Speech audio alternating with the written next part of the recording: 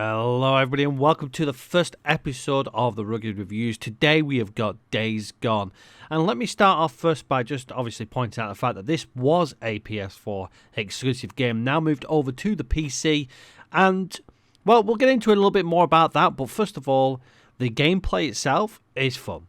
You know, this is a typical zombie-based game, but now you're adding motorcycles in and a badass kind of duo partway through the storyline. Now, this does have various different modes in it, and we'll discuss a couple of them in a moment, but mainly the storyline is where we've checked it out. It has an okay storyline. It runs a decent kind of path, and it gives you these little bits of side quests when you run through to some of the survivor camps. As you run through the main game, you are introduced with what's happened 2 years ago. And as you play through, you unlock information as to what's happened in the past, and you get flashbacks as well. You are with your brother, you are Deacon, that you're playing as a third person, kind of hack 'em, slash 'em, shoot 'em. You've got a multitude of weapons, you usually carry 4 on you. You've got a melee, you've got 2 ranged, or a shotgun and a ranged, and then you've got a thrown. So in terms of weaponry, it's a typical standard zombie game. Now, that doesn't mean that you get everything at the start. You do get a few little bits and bobs that are fun to use, like you get a baseball bat, you get a crossbow fairly early on, you've got a pistol, and you can add silencers and stuff like that, so it doesn't feed you with things that are absolutely terrible like you would normally get in a zombie-based game.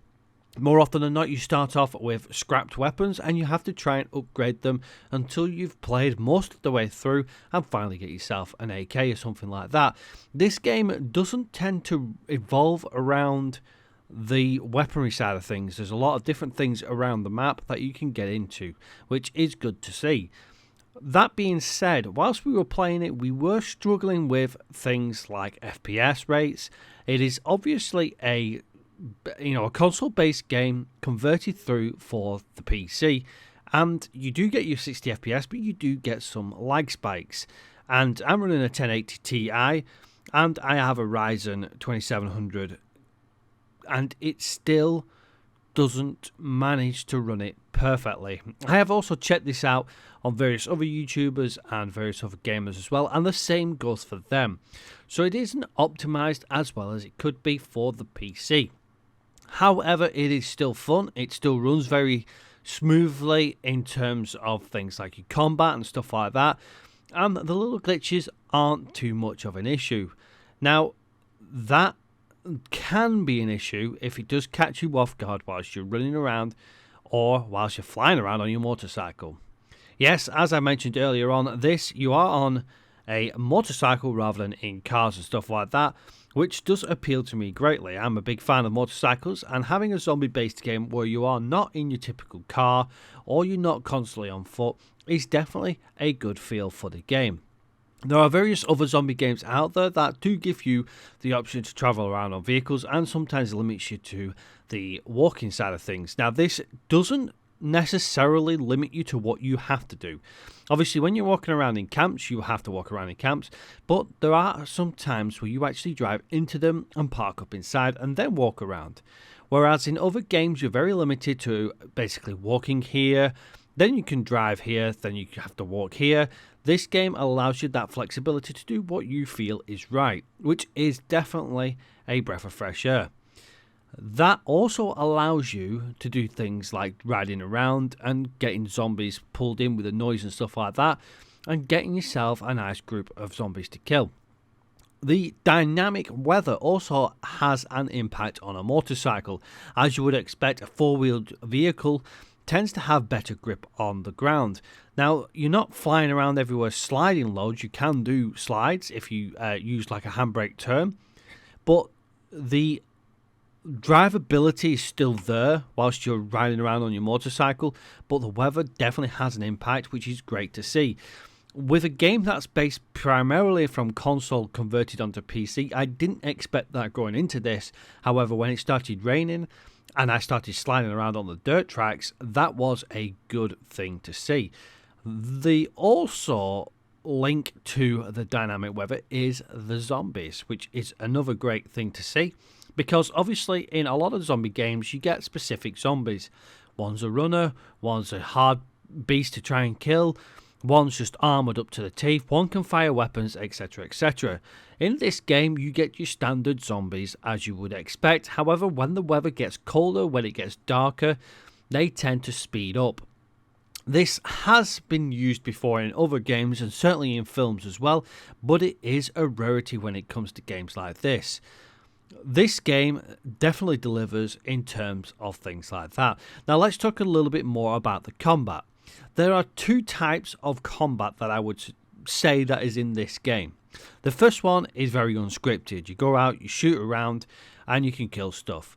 This doesn't take into account things like sneak attacks and stuff like that, but what it does reflect on is the second part of combat, which is a little bit more scripted. So if you go up to a zombie and sneak up behind them and then you do like an execution, it gives you a little mini cutscene. I'm not a huge fan of this during combat phases, but I think this game does almost deliver perfectly. When you're using melee weapons, it doesn't give you that freeze.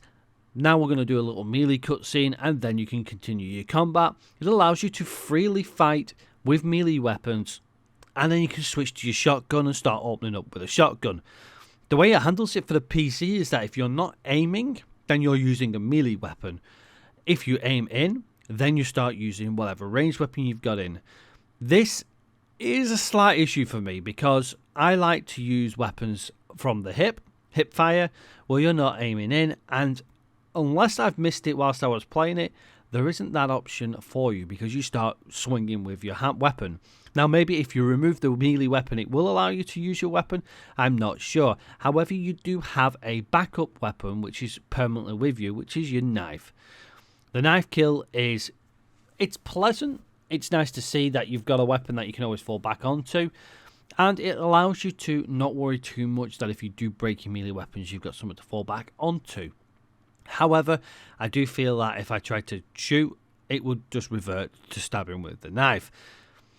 That isn't far-fetched, which I'm happy about, because obviously in things like Army of the Dead and stuff like that, they use knives to stab people in the throat and all sorts. The great bit about this game is that you're not only fighting zombies. Yes, it is a zombie-based game, however you get bandits and typically bad people in the world that you have to take out. Deke has no problems putting a bullet through someone's head, and that is, again, refreshing. You're not the good guy, technically, but you are the good guy. You're somebody who's got a job to do, who's going to do it, and hasn't got a problem with taking people out who he feels are in the wrong. He is judge, jury, and executioner in a lawless world. Obviously, the laws have broken down, which is, it's good to see. So that makes a refreshing change in terms of somebody having their morals questioned constantly throughout a game, and you're basically bringing in bad people. That also extends to your gameplay and the storytelling as well, which is brilliant. This doesn't mean you're just fighting one or the other. It seamlessly interacts between the two. You could be in a bandit camp and there could be zombies hovering around. You make too much noise killing the bandits, and before you know it, you've got a horde of zombies. And that brings me on to the extra modes you get that are not in the story mode. The Horde mode is awesome.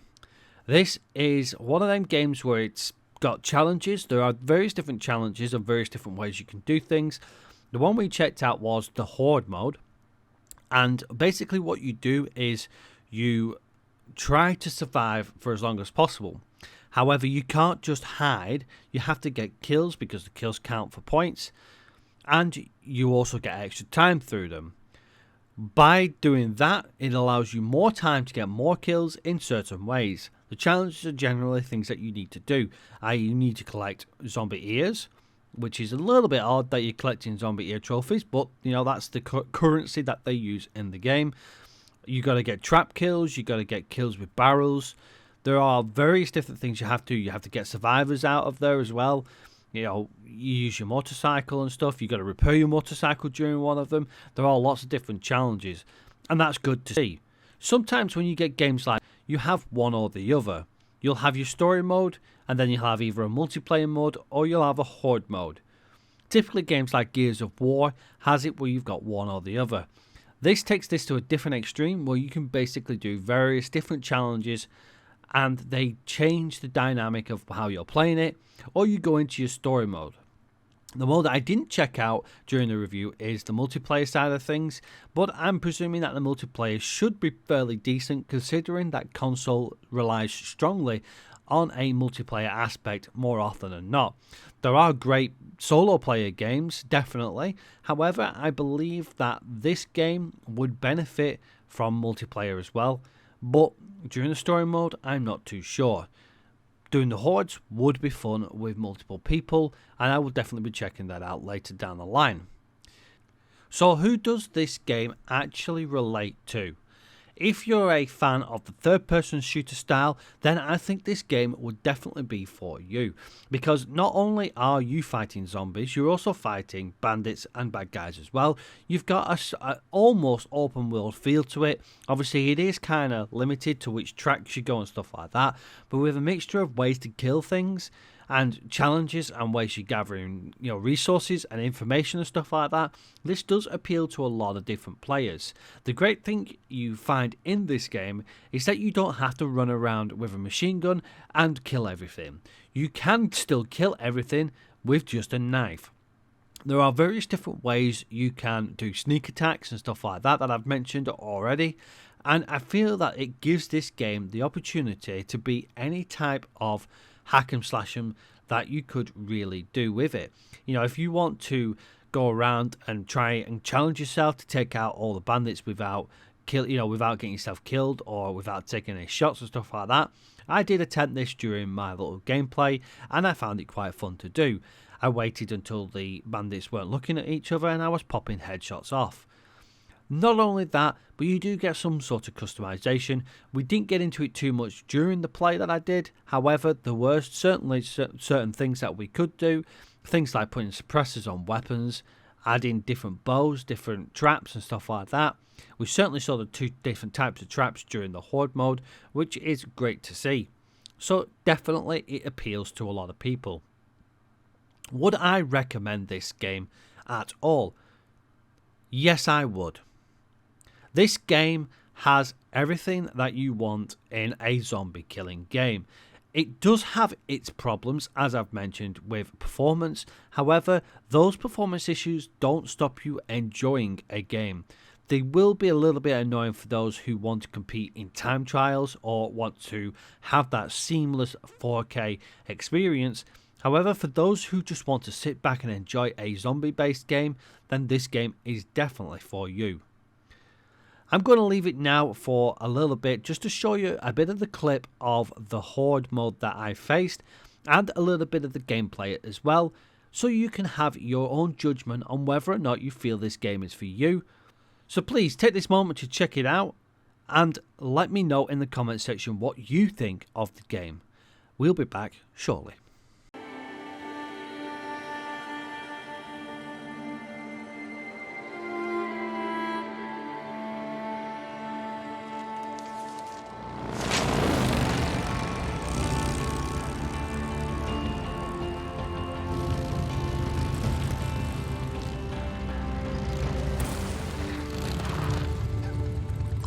Him. He can't be far. Wait, hold on. Cut your engine.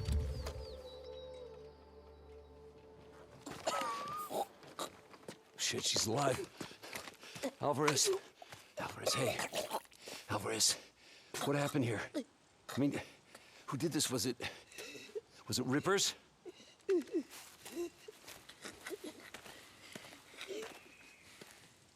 Leon did this.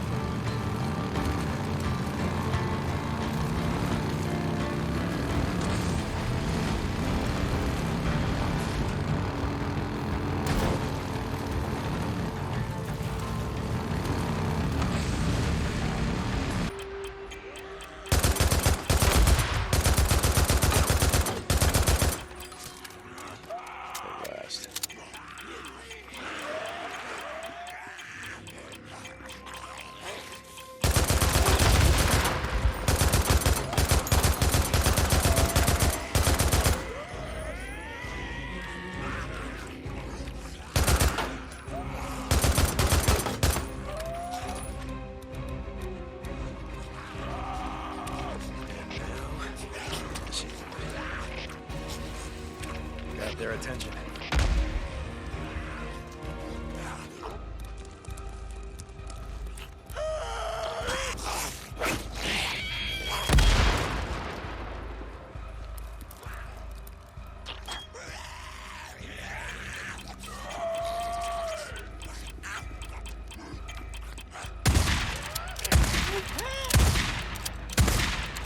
More bounties.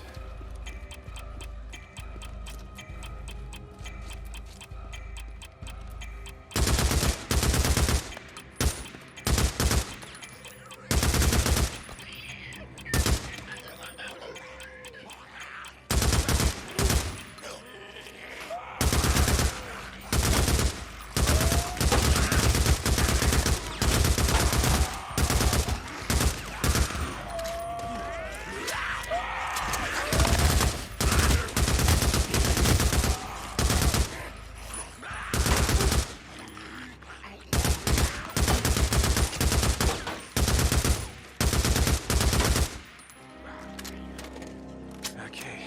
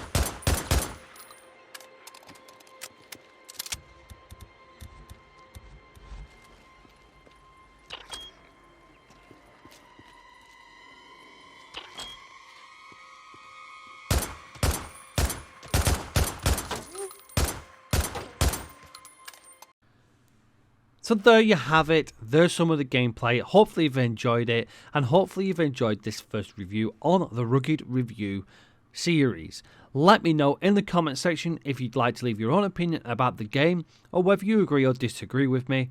However, if you'd like to see a different game being reviewed, then let me know again in the comment section. Remember to hit that icon if you want to be notified, the little bell light icon, and give me a follow and subscribe if you enjoy this type of video. Until next time, everybody, take care for now. I'll see you all on the next one. Bye bye for now.